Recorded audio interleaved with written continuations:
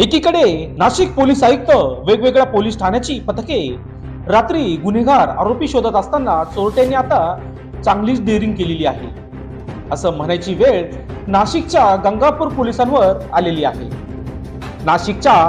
सातपूर शिवाजीनगर परिसरातील गंगापूर पोलीस चौकीच्या हाकेच्या अंतरावर मध्यरात्री चोरट्यांनी एजे फिटनेस येथील दरवाजा तोडून लॅपटॉप, कॅश, डीजे हुप्पर असा एकूण सुमारे 2 लाखाचं साहित्य चोरून नेण्याची खळबळजनक घटना उघडकीसाठी आली आहे आणि या चोरीची घटना सीसीटीव्ही कॅमेऱ्यात देखील कैद झाली आहे।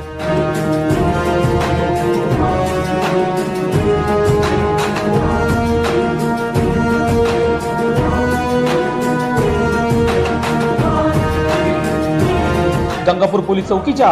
अवघ्या 50 मीटर रस्त्यावर समोरच दिनांक 7/1/2000